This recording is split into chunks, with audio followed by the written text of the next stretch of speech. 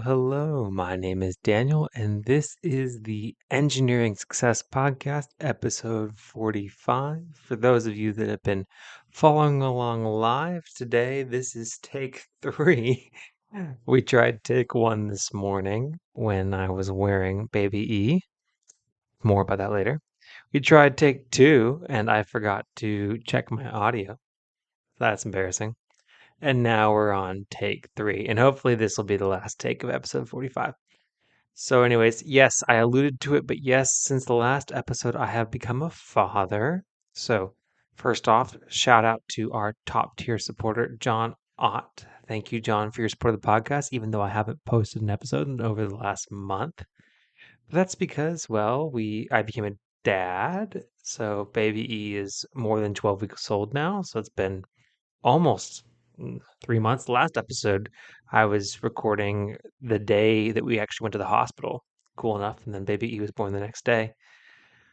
But yeah, it's been a long period of time since the last episode. And since then, we've moved to Charlotte. We are no longer in New Orleans. RIP, pouring out for New Orleans, but very exciting that we're in Charlotte.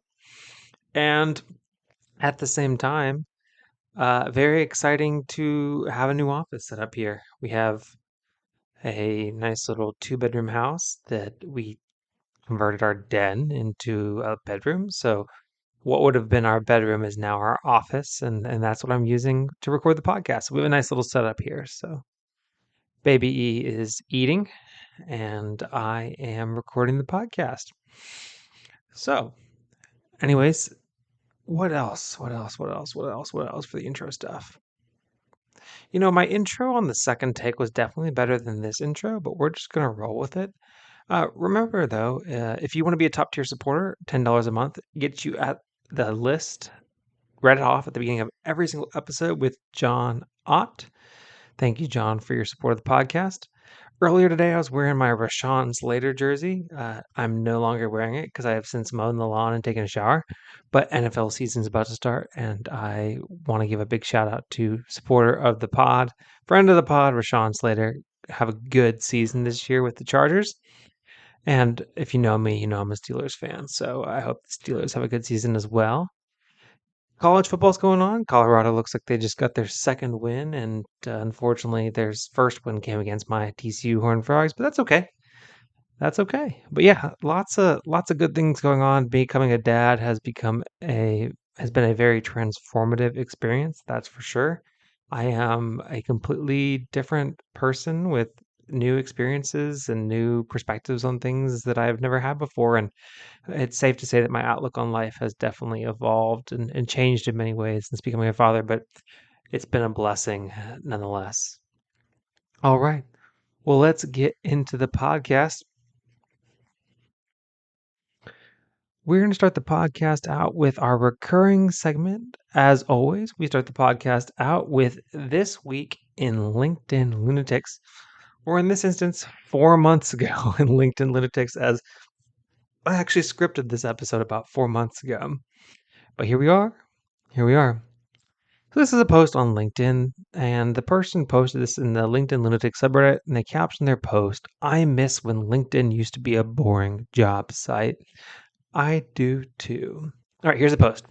"Hey guys, Valentine's Day is around the corner, and I wanted to share some Valentine's Day outfit ideas which could help you decide what to wear on this special day. Check out the video on my YouTube channel. Leave a comment on the video and let me know which outfit was your favorite. Don't forget to like and subscribe to my YouTube channel for more such videos. It will mean a lot." So obviously, LinkedIn used to be a boring job site, and this post is about nothing related to jobs.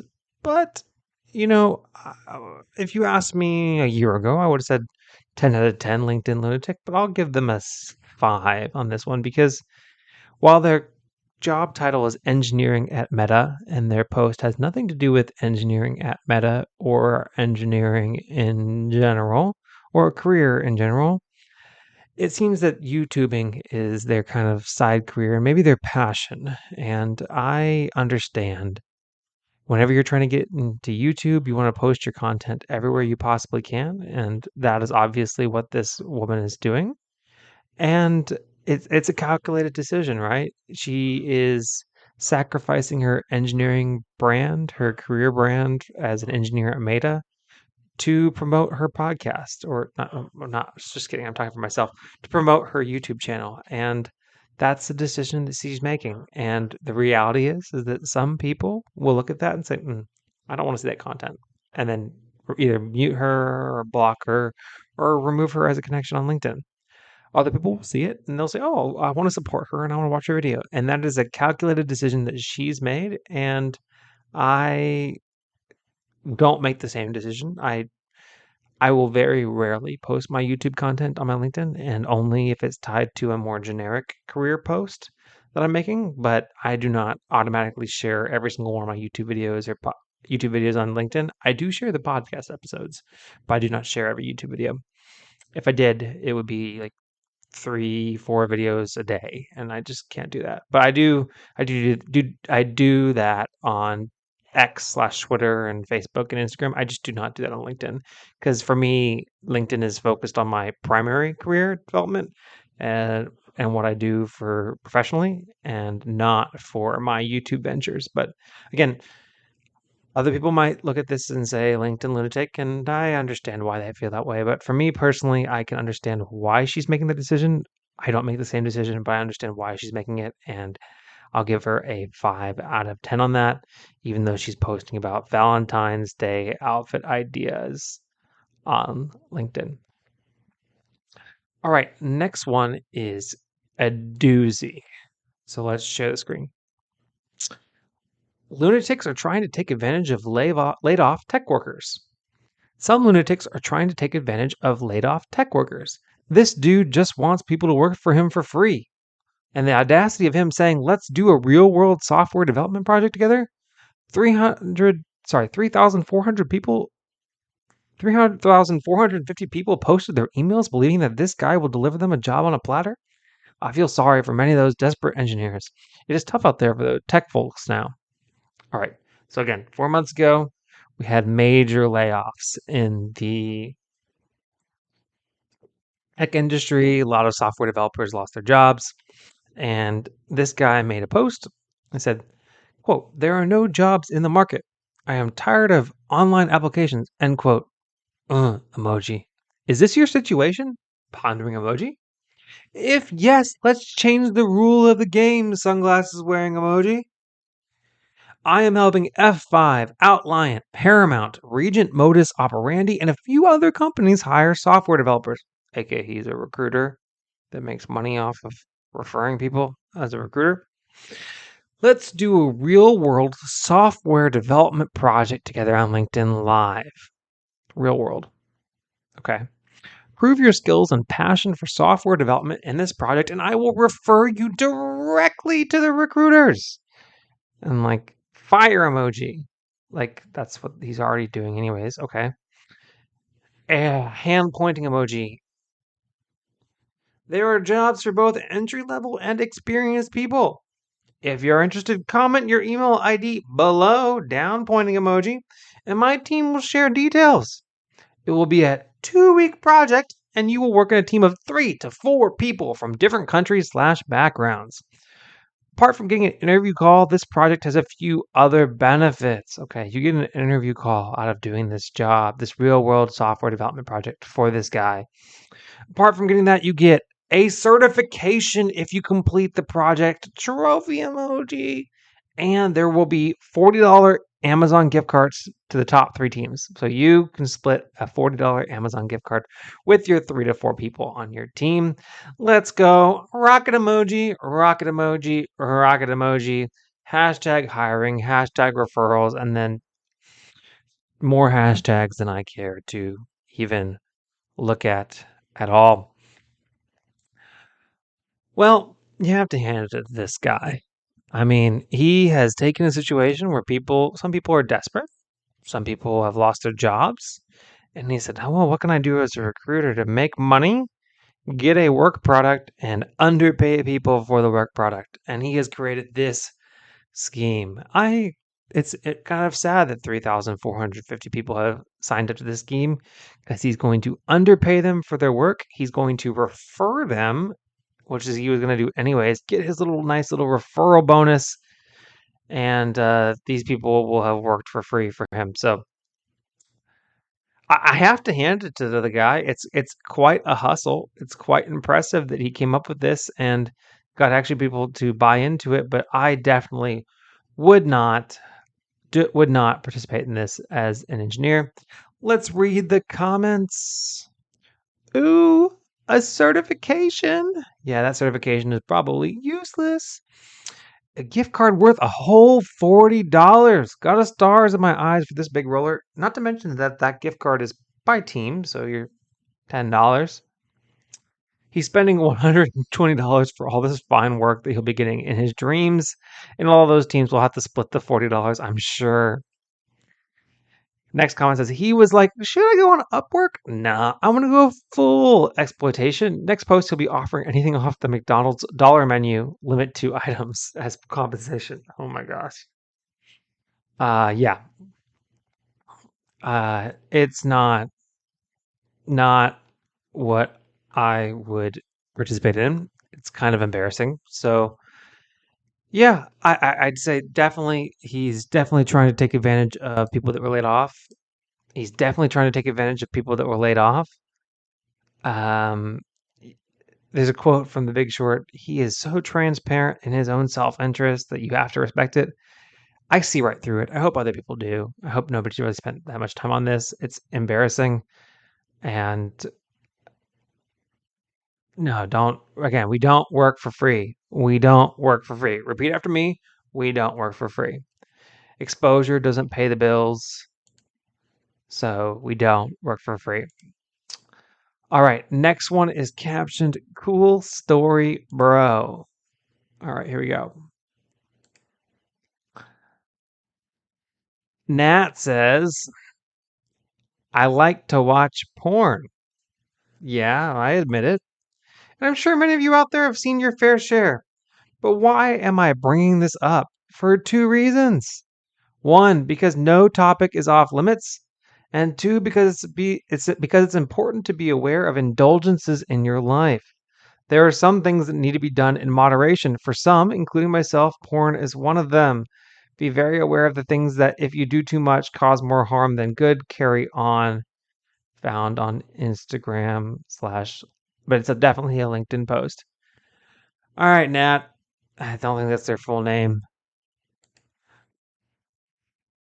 If you were just trying to get as much exposure as possible, props to you. You probably got a lot of exposure on this one. But this is just not a topic that I would talk about on LinkedIn. My general rule of thumb is I like to keep my LinkedIn content as safe for work as any other thing I'd be doing at work. And this topic is something that I would not be including on my LinkedIn for that very reason. There's something about developing a network, and while whatever you can make a statement that's true, and maybe Nate or Nat's statement is true, not going to speak for other people or for myself, maybe that's true, but just because something is true and doesn't mean it's appropriate to talk about on LinkedIn. So just because it's a true story about yourself, buddy, does not mean that you can post on LinkedIn. I think he was going for the shock and awe kind of approach, and I am definitely shocked that that got posted on LinkedIn. They teach investors how to grow digital real estate portfolios. Well, digital real estate, that's a whole other um, rabbit hole of digital real estate. Anywho, this is I wish them the best of luck. Let's read the comments real quick. It's the carry on for me. It's the I like to watch porn for me. WTF has LinkedIn come to? Yeah, we know what this guy comes to. Oh my gosh. Um, yeah, this is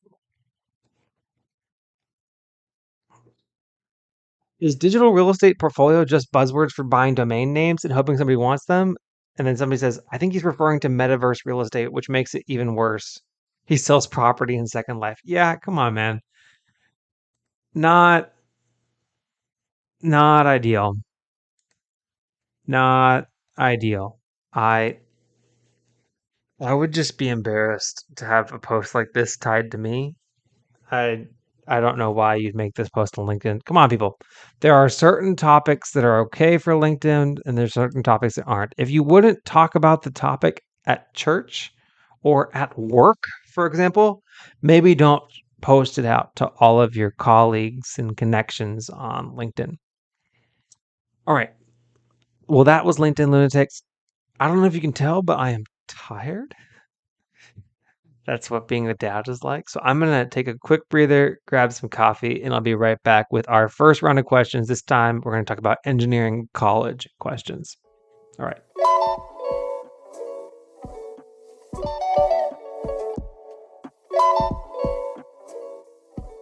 All right, and we're back. Let's go with engineering college questions. This one is captioned, "Is engineering really difficult everywhere?" I'm from Nepal. Engineering here is considered to be the hardest degree. More than 90% of students fail at least one subject throughout their undergrad.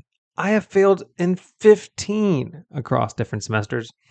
The reason behind almost everyone failing is that evaluation here is completely exam dependent. Assignments, quizzes, presentations, projects, apart from the final semester, is negligible. So you can absolutely suck at everything, but can rote learn, you can be a good engineer, which in my opinion is an unfair way of evaluation. Also, there are no internships included in the curriculum and no placement opportunities. And when you graduate, the starting salary is about $150 monthly, which is a disgrace in itself. Anyway, rant over. The question I have now, is that the same case in other countries, particularly in the first world countries? Do you guys fail as well? Is engineering completely exam oriented? I'm really curious about this. Thank you. So let's answer the first question. Is engineering really exam oriented? I'd say yes. I'd say the majority of my engineering coursework, at a minimum, 70% of my grade was dependent on exam scores. And at a maximum, I had classes where 90 to 100% of my grade was dependent on exam scores. Now, that being said, there were a lot of curves. So professors would write exams and the average score would be like a 55. And then that 55 would get curved up to like a 90. Sorry, not a 90, like a 70. You'd curve that up to a 70 and then you go from there. So, I mean, is it really that difficult everywhere and very exam oriented? I'd say yes. Now, you said, are there internships included in the curriculum? There were not any internships included in my curriculum, though my university did have resources to they encouraged students to get internships, and they had resources to somewhat help students getting their internships. Other universities have included co-ops as part of their program where they'll make sure that their students have at least one internship is required for them to graduate, and that co-op is during one of their semesters. So again, internships weren't included and weren't required as part of my program, but they are required for some engineering programs. And then whenever it comes to salary, starting engineer salaries in the US are definitely reasonable. I'd say that right now in a medium cost of living area, you're probably going to expect to get plus or minus $70,000 a year, which is more than enough for a young person with minimal obligations to live off of. So, engineering, very exam oriented, yes, in the US. I'd say it's also, again, no guaranteed internships unless you pick a college that has a co op program, which I would highly recommend looking upon that favorably and maybe seeking out a university that has that, because getting those internships on your under your belt will definitely make it easier for you to get a job in industry from when you graduate.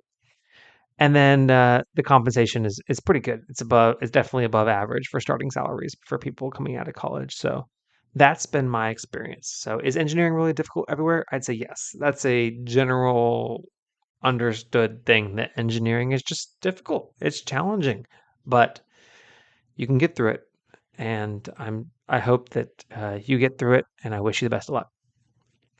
All right, next question. How much does school involvement matter? Hi, everyone. I study in the US. Lately, I've been feeling down since I'm not as active in student organizations and those sorts of things. I did just complete in the concrete canoe just this last month. I've been active for the past year on certain different things, but at the end of the day, with schoolwork and my part time job at an engineering firm, it gets really exhausting. I know most of it is for growth and networking, but how really important is it to excel in my career and be amongst the top achievers? I'm a junior now, and I already have over 4 years of part time design experience. I have participated as a president of an organization where I took my team overseas for a communitarian project. I've spoken here and there to a lot of people in the industry to raise funds, etc. I try to be active. What more should I do? Still, I don't feel like I'm as great of a leader as I see some of my peers do. I want to go far in life. I just feel a little bit lost at the moment. Any tips or feedback is very appreciated. I'd say that school involvement matters to the extent that you get out of it. I'd say it's kind of for me, being involved in student clubs and organizations was kind of a means to end. I wanted to have that on my resume so that I could get a good internship. And then once I had a good internship, I was still involved in the clubs. I didn't quit them, and I just stayed involved as an officer in them. And that was just for me, and also for I saw value in what the club provided to campus and to other engineering students, so that's why I stayed involved. Now, how much does it matter for you personally? Well, you already have part-time job experience. You've worked as an engineering intern, so you don't necessarily need that student involvement on your resume to get that first internship. You already have it under your belt, and you've already been involved in the student club. So I'd say it's not for you at this point, it's not that important. Unless you get something else out of it, I wouldn't stress over it. I wouldn't go out of your way to add extra school involvements and extra clubs. The fact that you've already been a president of a club is impressive and probably more than most people can say for their experience.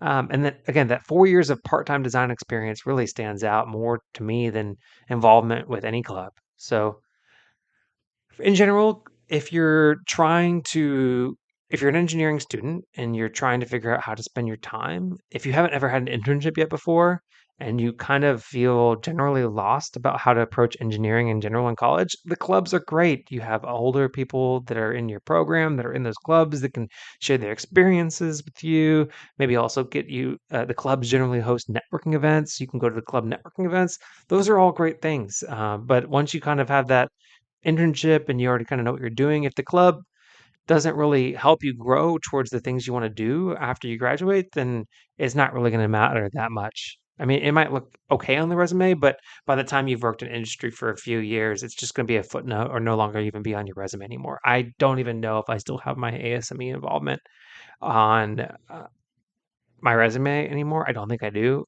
And I was also involved in IEEE and SWE, and I don't think you can see those anywhere on my LinkedIn or my resume. And I spent a lot of time doing those things. So I'd say that school involvement does matter to the extent that you are building that resume to get that first internship, that first job. But if you already have other things on your resume, like other internships or other work experiences, then it's not as crucial for you to do that. It's kind of one of those things that you want to have an internship on your resume, but if you don't have an internship, maybe have research experience. And if you don't have research experience, maybe also have club involvement. Um, but I mean, again, it's just one of those things where it's not the end of the world. But if you don't have anything else, it's good to have on your resume. And club involvement would theoretically lead to other experiences through that networking that you've already referred to. So don't obsess over trying to get more experience. Don't obsess over trying to get more involvement. You already have more than enough. All right. Well, that was our college questions. Now we are going to move into the career questions. This one is titled New Hires. I have been working at this company for almost 3 years, passed my PE exam, but we hired an intern and I have been training him. He is a good friend of mine and he's leaving to grad school in a few months. I just found out, and this pisses me off. He is making more than me and I'm training him. And you've passed your PE exam. How we got here was we went to lunch and made a joke that I don't make as much as he does to buy a freezer. He said, "You should. My hourly pay is at $35 an hour." I was in complete shock. I'm salary and my hourly rate comes out to $33 an hour, and I have more experience than him and am training him. I told him what my pay was, and he was even shocked. I asked him if he negotiated it, as I tried to back then but got denied. He said, "Nope, they just offered me that amount." I started applying for new jobs elsewhere last night because I don't know if this is something I can bring up to my employer or not but it pisses me off how I'm working more training but getting less pay. He worked for us for about 6 months, graduated, and then came to work full time for us until he goes to grad school, where he will be part time. Anyone else dealt with this? I'm hoping to get interviews with other firms, but it may be a while before I hear back. So this was posted in May of 2023, and this person had been working at this company for about 3 years. What happened from 2020 to 2023? Inflation. Yeah. Yeah, lots of inflation happened from 2020 to 2023. So the market rates for entry-level engineers and new hires went up, and it sounds like this person's employer, probably using COVID as an excuse, halted raises during that same time. So the other new employees came in higher, and then they also didn't get raises to catch them up to the new employees coming in. And companies just do that. And that's why it's so important that if you want to make sure that you're getting paid market value, to have those candid and professional conversations with your colleagues. If you want to make more money, talk to your coworkers and see what they're making. But don't get upset about it whenever you talk to them about it. Don't get upset at them. They are operating in their own best interest. They're operating to do the best they can for themselves and their family and their own future. So you should never resent your coworkers for making more money than you.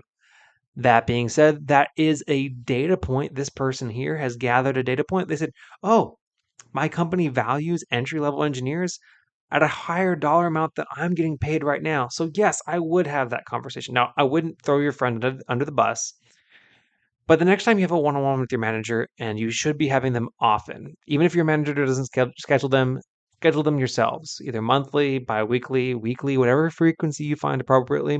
Make sure that you're checking in regularly with your manager to talk about not only your career develop, not only your day-to-day stuff, but also your career development. And in that conversation about your career development, you can say, "Hey, so I am aware that the entry level engineering salary may be a little bit higher than what I'm making right now. I've passed my PE exam. Was I supposed to get a raise for passing my PE exam? Yeah, you should have. Um, hey, or just say, hey, I've gone to the market, and somebody with my engineering experience and salary is worth X. What's the timeline for me to start making that working here?" And just be positive about it. Don't push your manager too hard, but start that conversation, and they may say, "Oh, there's no path," but at least right? Or positive best case scenario, they say, "Oh yeah, that's really what you should be worth. Let's see what we can do to get you there." But the reality is that what will most likely happen is they will say, "No can do," and then you'll know, "Okay, all right. Well, let me stick my foot out the door and start applying elsewhere." And then there you know. And then you come back and you can show, "Hey, here's this offer I got for making XYZ more. Can you match it?" And they say, "Yes, we can match it." And then you leave anyways, because if you're gonna offer your company a salary and ask them to match it, you better be ready to leave for that other job anyways. Um, but Yeah, you've been working there for 3 years and a new hire is making more than you. I've done a video about that before. It is not as uncommon as you think you do. Companies don't do as good of a job of giving annual increases as they do as updating their entry-level salaries to match entry-level salaries in the market in general. So if your company is not doing regular wage adjustments, if you're not getting promoted, if you're just getting those small annual increases, you will get passed up by other people. So it's important that you either work for promotions, you advocate for yourself to get your salary up, or you skip hop from company to company if you want to stay tuned with salary adjustments and stay in line with other people's salaries. Otherwise, you will fall behind. And at that point, that's the decision you're making, because you should know that. And if you don't know it, you know it now. All right. Next question. Which fields of study in electrical engineering are related to construction? I'm planning to get my bachelor degree in electrical engineering after I get out of the military. I was planning to go in the field that's related to construction electrician, but I don't know what field of study is that. So, first of all, construction electrician, that's different than electrical engineer. You don't need to go to engineering school to become a construction electrician. You would need to go be a helper, then work your way up to journeyman electrician, and then you have a career in electrician or in construction. And if you want to do that, that's a great career. Start out as a helper, a laborer, and helping an electrician. You train under them, you get your licenses, and then you become a journeyman electrician, and you make good money. You can make per diem when you're working. But if you weren't working construction in industry, you're going to be moving around a lot, traveling, probably living out of trailers or apartments while maintaining a home base. But really, you're going to live your life on the road, but you're going to make good money because of that per diem while you're doing it. Or you work as a construction electrician in a metropolitan area, you don't get per diem, but you make good money, and then you make a good career as an electrician. If you want to be an electrical engineer, though, you can still work in construction. What I'd say is just get a electrical engineering degree. They're very versatile, and then you could become a field electrical engineer or a electrical planner. Electrical planners, what they do is they work with the field engineers and the engineers in the office that are drawing up engineering drawings, and they work with the superintendents in the field that are directing crews of electricians. And what they do is they will work with the schedule. They make sure that the electricians out in the field have everything they need to do to build their electrical packages, route whatever line of cable they need to run, or right. That's mainly it. Whatever line of run of cable they need to run out in the field, or splices they need to make out in the field, interconnections they need to make out in the field. And then you're a planner. You make good living. You make per diem as an electrical engineer, but it's more kind of a mini project management role. Or you can become a field engineer and you are collaborating with electrical engineers in the office and superintendents out the field to solve problems that people are dealing with in the industry. Maybe out in the field, for example, maybe this thing doesn't line up. And the superintendent says, hey, this doesn't line up. And you're saying, oh, you're right, it doesn't line up. And then you're the one that kind of brokers that conversations with the engineers back in the office to say, hey, we're experiencing this problem in the field. We need to change the drawings. We need to reroute this line of cable. We need to run this conduit somewhere else. And you're working with the other engineers to get those plans updated. And that's a great career as an electrician in construction. Or you can work in an office. So again, a lot of construction companies have office engineers. Usually, those construction companies are what we call either design build or EPC, engineer, procure, construct firms. And they have electrical engineers that are working on construction projects, but they work from out of an office. And they are doing the engineering studies to evaluate the feasibility of a facility. They'll do the preliminary planning, preliminary drawings, set specifications for a facility, and then they'll take it from that preliminary phase to actually doing detailed engineering where they're taking those preliminary concepts and specifications and actually building the plant digitally. They'll build the plant model, and then they'll actually run the conduit, run the cable, they'll run the power, they'll develop the power needs for different pieces of equipment as an electrical engineer, and get the circuit routings and the one-line diagrams, et cetera, required to actually build those facilities. And then they'll also follow through construction. Either some of them will go out to the field, or they'll also be designing things in the engineering and helping develop the construction engineering documents. We call them issued for construction drawings that the superintendents and the journeymen and the helpers out in the field will actually build to out in the field. So there's multiple ways with an electrical engineering degree that you can get involved in construction. There's not really a specific field that you need to study. You just need to get an electrical engineering degree, but it is a very great career, very great field, and there's definitely a bunch of different opportunities to work as an electrical engineer in construction. So that is a really good question and something that I am really passionate about as somebody who spent the last year out in the field working with field engineers as an engineer. So, all right, next question in career questions. We have 3 more questions. Boss ignoring PTO request. I'm seeking advice. I submitted a PTO request to my supervisor for a few days off in a few months. They didn't respond, so I sent a follow up email that also went unanswered. Not sure what to do as I am already set to leave. Any advice? Well, good news is that it's in a few months. Very good news. What I would do is if you work in a professional environment and you have an Outlook email and your boss has an email, then you put it on the calendar, create a calendar event, say, Daniel out of office and say, I'm out of office this day. You send them the calendar invite. They accept it. They know it's on their calendar. You're going to be out of office. Consider that PTO accepted. Now, if you have a formal PTO submittal response, and it sounds like you have an email that you sent it to them anyways, so maybe that's what I do. But if you have some other process that you're supposed to follow where you submit PTO requests, what I would do is I would talk to your supervisor in person and say, hey, I sent this PTO request for a few months from now, and I haven't seen any response. I've sent 2 emails and I haven't heard anything back from you. Is there any reason why I haven't heard back from you? And they might say, oh, well, that's a few months in the future, so I can't approve it now. And you say, well, it's a few months in the future, so please approve it now.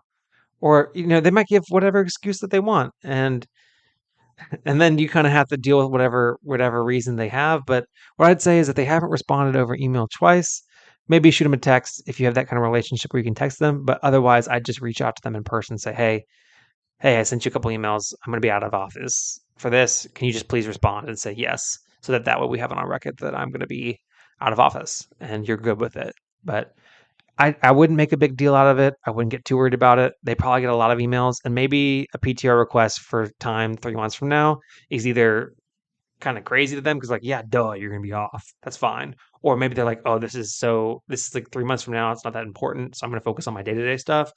But I'd say if it's super important to you, just follow up with them again in person. You sent a couple emails, didn't work, so follow up with them in person and then take it from there. But I would not worry about it. Again, it's 3 months from now. But again, you wrote this 4 months ago, so hopefully you've already gone on vacation. But yeah, I wouldn't worry too much about it. All right, next question. Do you think a manager should suggest someone to take a vacation if it seems like they're not? If you were a manager and it seemed like someone didn't take vacation very much, would you suggest to the person to take vacation? Or do you believe that's not something a manager should do? Yes. Managers should suggest that people take vacation. If I were a manager of people, I would make sure that my people took advantage of their PTO because employees, first of all, company's paying for it. It's built into their salary. It's accounted for. And my job as manager is to cover those gaps. So I want them to take vacation. And if they're scheduled their vacation and they all have it all planned out, then that's easier for me to deal with than a bunch of people at the end of the year trying to get vacation all at the same time. So I would be encouraging people to take vacation in general because it's going to make the end of the year and the holiday season less of a coverage nightmare for me as a manager. And in general, yes, as a manager, you should be encouraging your people to take vacation because that time off is needed for employees to refresh and come back to work less burned out, more refreshed, and just the productivity will increase whenever people come back from vacation. For me, I just know that whenever I get back from a vacation, I am just always more energized. I'm happier about my work. I'm just, in general, a happier person. And taking that PTO definitely helps prevent burnout. Luke, my buddy Luke, is in the comments here talking about how important it is. He says managers should definitely encourage people to take their PTO, especially if it's an instance that when you do not use it, you lose it. Exactly. I want my employees to get all the compensation that they're due, and part of that is them doing their taking their PTO. All right. I have a weird man at my front door. I'm going to go out here. Okay, I'm back. Just kidding. That was not a weird man at my front door. That was the delivery guy for our groceries. I just did not realize that they were delivering our groceries at this time. I was like, why is this man taking pictures of my front door? Well, because he was taking pictures of the groceries to say that, yes, I delivered your groceries. So thank you, man. You're not a weird man. You're just a man doing your job. But yeah, in general, yeah, it's important to take your vacation. And what I'd say is if you're a manager, the best way to encourage people to take vacation is to take vacation yourself and then actually be on vacation whenever you do it. That will show your employees that there's a culture that when you take vacation, first of all, you're supposed to take vacation, you're supposed to use your PTO, and then when you're on vacation, you're actually on vacation. And the other thing I do is encourage your people to take vacation and then cover for them and make sure they have coverage when they're on vacation so that they also can be on vacation. But yes, to answer your question, if I was a manager and it seemed like some people didn't take vacation very much, I would encourage the person to take the vacation. And I do believe it's something that a manager should do. All right. Last question. Can you tell that I'm tired? Baby E is not letting us sleep that much, but here I am. All right, next one. My company wants me to sign a year-long contract or I have to pay $10,000. I've started working at a new company. During the interview, they said they'll be giving me training on the products that are supposedly worth $10,000 and that they want to employ me for a year-long period. And if I resign earlier, I'll be liable to pay the $10,000 back. I signed a probation contract that mentioned nothing of the sort, but I'll have to sign my permanent contract on Monday. Honestly, this feels sketchy as the training I got was regarding skincare products and natural supplements with no formal certificate that I was trained on the matter. I might get a new job opportunity in the near future, and I don't know how to handle all this. It feels like my rights are being violated. Any advice from me moving forward would be greatly appreciated. So this is just from the R jobs subreddit. It's not necessarily engineering, but I thought it was a good example to talk about on the podcast. If you don't like the contract, don't sign it. If you think it's sketchy, trust your gut. And here's what I'd say. If the compensation is not enough to really keep you there for the full year, consider that $10,000 gone. Because if it's not a good enough offer that you want to be there for the next year, and also, I mean, we don't even know what the terms are. Maybe if they terminate you, then you have to pay the $10,000. We don't even know that, but maybe they'll do that and they'll try to claw you back for the $10,000 later. If you're sketched out by it, then don't go with it.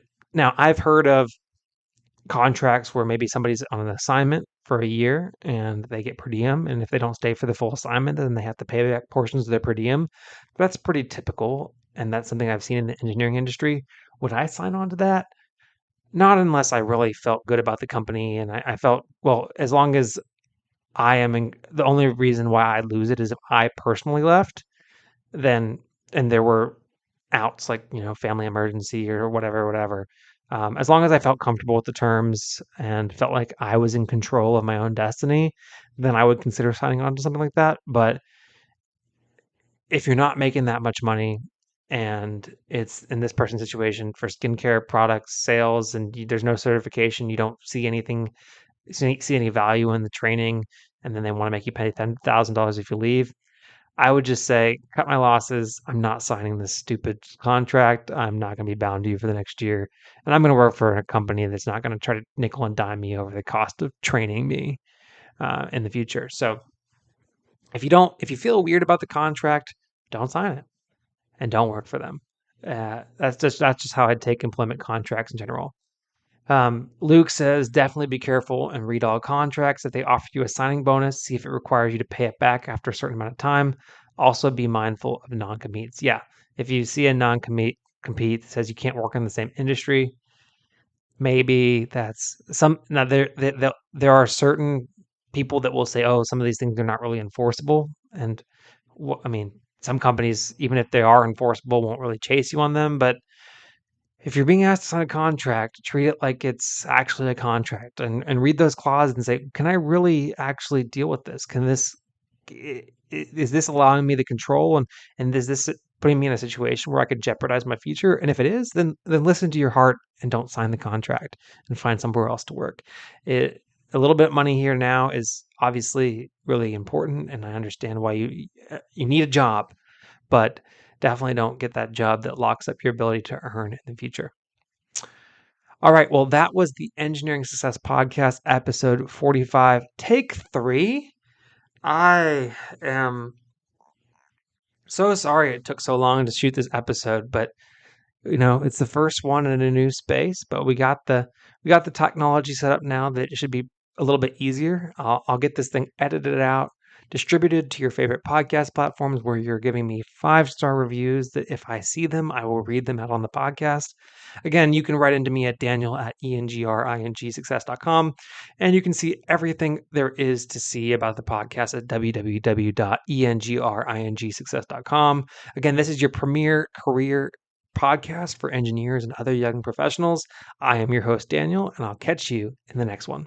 Thanks. I'm miscommunicating. I just made a pilot, then they threw me on the stations. Now I'm not complaining, My thoughts get complicated, I cannot explain in layman's. Never losing focus because I ain't chasing payments. Still playing in the basement while I'm working on arrangements. They heard the kid in 50 countries, thank God that's amazing. But I'd rather thank Spotify, they put me on the station.